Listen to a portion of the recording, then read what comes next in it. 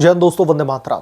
उत्तर प्रदेश में मुख्यमंत्री योगी आदित्यनाथ की जीरो टॉलरेंस पॉलिसी के तहत अब हेट स्पीच और सांप्रदायिक उपद्रव फैलाने वालों पर लगातार सख्त कार्रवाई का जो सिलसिला है वो जारी है।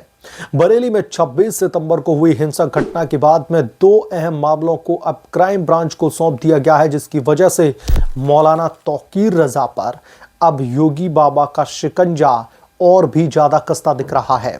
मौलाना तौकीर रजा, जो खुद को शांतिप्रिय नेता बताता है, लेकिन बार बार भड़काऊ बयानों से सुर्खियां बटोरने की कोशिश कर रहा था, अब जेल की सलाखों के पीछे योगी के एक्शन से बिलबिला उठा है। क्राइम ब्रांच की निगरानी में जांच तेज होने से उसकी सारी हेकड़ी निकल चुकी है और आगे आने वाले दिनों में दोस्तों और भी ज्यादा सख्त एक्शन की पूरी संभावना है। पहले कोतवाली केस की जांच सीबी गंज इंस्पेक्टर कर रहे थे, जबकि बरादरी का मामला इज्जत नगर इंस्पेक्टर के हाथ में था, लेकिन अब दोनों को क्राइम ब्रांच को ट्रांसफर कर दिया है। यूपी पुलिस की सबसे सख्त जांच इकाई को सौंप दिया गया। इसका मतलब साफ है कि गहन जांच की जाएगी, गवाहों से फिर से इंटरोगेशन होगी और अगर जरूरी हुआ तो तौकीर रजा समेत नामजद 54 लोगों, जिनमें नदीम खान, फुजैल, फरमान, बहुत सारे जो नाम हैं वो शामिल हैं, उन्हें बुलाया जाएगा क्राइम ब्रांच की स्पेशल टीम की तरफ से और इंटेरोगेशन की जाएगी। जब से यह खबर निकल कर के सामने आई है कि उत्तर प्रदेश के मुख्यमंत्री और बुलडोजर बाबा योगी आदित्यनाथ ने मौलाना तौकीर रजा के 2 केसेस को क्राइम ब्रांच को सौंपने का काम किया है, तब से लगातार मौलाना तौकीर रजा जेल की काल कोठरी में बिलबिला रहा है। लगातार हड़कंप मचा हुआ है। वहीं इसके अलावा 1950 अज्ञात नामजद जो मामले हैं उसमें भी जो है भयंकर अब खलबली मचती दिख रही है। दंगाइयों के बीच में बरेली में कुल 10 एफआईआर दर्ज की गई थी। कोतवाली, बरादरी, किला, प्रेमनगर और कैंट थानों में कोतवाली एफआईआर तत्कालीन कोतवाल अमित पांडे ने दर्ज की, जबकि बरादरी के एसएचओ धनंजय पांडे ने क्राइम ब्रांच अब डिजिटल जो तमाम सबूत थे उनको भी भेज दिया है। तमाम वीडियो फुटेजेस और गवाहों के बयानों पर अब क्राइम ब्रांच फोकस करेगी। विशेषज्ञों का मानना है कि इससे तौकीर रजा की सुरक्षित जमानत की जो उम्मीदें थीं वो पूरी तरीके से धूमिल हो जाएंगी। जेल में बंद मौलाना तौकीर अब बुरी तरीके से बिलबिला रहा है। उसके वकील बयान दे रहे हैं कि ये राजनीतिक साजिश है, लेकिन सबूतों के सामने ये बहाना टिकने वाला नहीं लगता। मुख्यमंत्री योगी आदित्यनाथ ने दोस्तों सत्ता संभालते ही बुलडोजर एक्शन से अवैध निर्माण हटाने शुरू किए और अब हेट स्पीच पर भी वैसा ही शिकंजा कस रहा है, क्योंकि दंगे भड़काने की एक जो सबसे बड़ी मूलतः जड़ है वो है हेट स्पीच। तौकीर रजा पर पिछले साल राम मंदिर पर दिए गए भड़काऊ बयानों के लिए भी केस चला था। सीएए विरोध में हिंसा भड़काने पर भी चार्जशीट दाखिल की गई थी और अब बरेली कांड ने उसकी तमाम फैक्ट्रियों को बंद करने का संकेत दे दिया है। योगी सरकार का संदेश साफ है कि उत्तर प्रदेश में शांति भंग करने वालों को अब कोई भी रियायत नहीं दी जाएगी, चाहे कोई भी बड़ा नाम क्यों ना बना रहे। कानून सबके लिए बराबर है। इस कार्रवाई से ना सिर्फ मौलाना तौकीर रजा बल्कि उसके समर्थकों में भी हड़कंप मचा हुआ है। बरेली की सड़कों पर अब शांति लौट आई है, लेकिन राजनीतिक हलकों में चर्चा है कि 2027 के विधानसभा के चुनाव से पहले ऐसे कट्टर अराजक तत्वों को नेस्ता नाबूद करने की रणनीति है। मौलाना तौकीर रजा की हेकड़ी पहले ही निकल चुकी है। जेल से बाहर आने की उसकी कोशिशें भी अब और मुश्किल होती दिख रही हैं। दोस्तों, ये सब कुछ शुरू हुआ था 26 सितंबर 2025 को, जब कानपुर के आई लव मोहम्मद विवाद को बहाना बना करके मौलाना तौकीर रजा ने बरेली में एक बड़े जमावड़े को भड़काया। जो है खलील तिराहे पर सभा को संबोधित करते हुए तौकीर ने ऐसी अपील की जिसके नतीजे में सैकड़ों की भीड़ ने पुलिस पर हमला बोल दिया। भीड़ ने न सिर्फ पुलिस की वायरलेस सेट्स और एंटीरॉयड गन्स लूट ली, बल्कि एसिड की बोतलें भी उनकी ओर फेंकी और गोलीबारी भी की गई।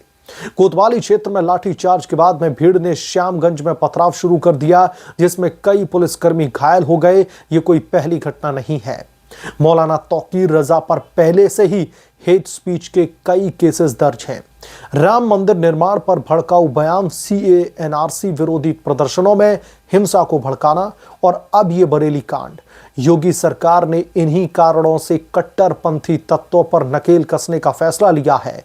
बरेली के एसएसपी अनुराग आर्या ने स्पष्ट तौर पर कहा है कि कोतवाली और बरादरी थानों में दर्ज 2 प्रमुख मामलों को क्राइम ब्रांच को ट्रांसफर कर दिया गया है। इंस्पेक्टर संजय धीर अब दोनों की जांच करेंगे। ये ट्रांसफर कोई सामान्य कदम नहीं, ये संकेत देता है कि सरकार अब मौलाना तौकीर रजा खान जैसे भड़काने वालों अराजक तत्वों को किसी भी सूरत में बख्शने के लिए तैयार नहीं है। मौलाना तौकीर रजा एक ऐसा नाम जो अखिलेश यादव की सरकार के समय से ही, मुलायम सिंह यादव की सरकार के समय से ही लगातार उत्तर प्रदेश में अपने पैर फैलाता गया। लगातार उसने तमाम सांप्रदायिक स्पीच को देकर के, तमाम हेट स्पीच को देकर के उसने कई दंगों को भड़काने का काम किया। फिर चाहे वो राम मंदिर के दौरान की उसकी तमाम स्पीचेस हों, या फिर CA NRC जब इंट्रोड्यूस कराया जा रहा था उस समय भी उसने बहुत सारे ऐसे भड़काऊ बयान दिए थे, जिसकी वजह से उत्तर प्रदेश में कहीं ना कहीं जो हालात थे वो बिगड़े हुए चल रहे थे। लेकिन योगी आदित्यनाथ ने जब से सत्ता पर काबिज हुए हैं, वो दंगाइयों को उनकी छठी का दूध याद दिला दिया है।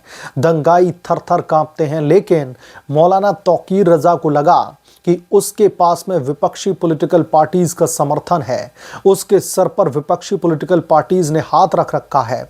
वो उनके द्वारा पोषित एक गुंडा कह लीजिए, कुछ भी कह लीजिए, आप दंगाई कह लीजिए। उसे लगा कि उसका योगी बाबा कुछ भी नहीं बिगाड़ पाएंगे, और वो एक बहुत बड़ी हिमाकत कर बैठा। आई लव मोहम्मद के विवाद को जिस तरीके से उसने इस हिंसा के लिए यूटिलाइज करने की कोशिश की, जिस तरीके से उसने योगी बाबा को चैलेंज करने की कोशिश की, तो फिर योगी बाबा ने भी डेंटिंग पेंटिंग की शपथ ले रखी थी।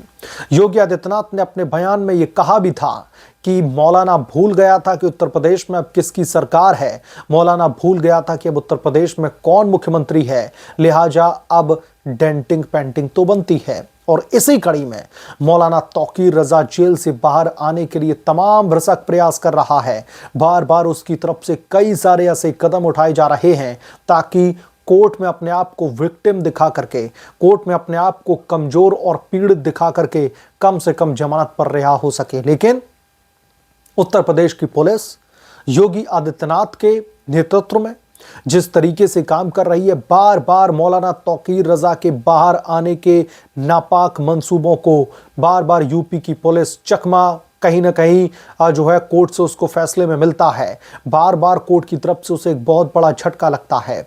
इस बार भी जब सुनवाई की गई थी तब उसकी जो जुडिशियल कस्टडी है उसको 9 दिसंबर तक के लिए बढ़ाया गया था। इतना ही नहीं, उसे 2 मामलों में कहीं ना कहीं MP MLA की कोर्ट ने जो है सुनवाई के दौरान राहत दे दी थी, लेकिन उसके ऊपर इतने ज्यादा केसेस दर्ज हैं कि 1-2 केसों से जमानत मिल भी जाए तो भी जेल से बाहर आने की दूर दूर तक उम्मीद नहीं है।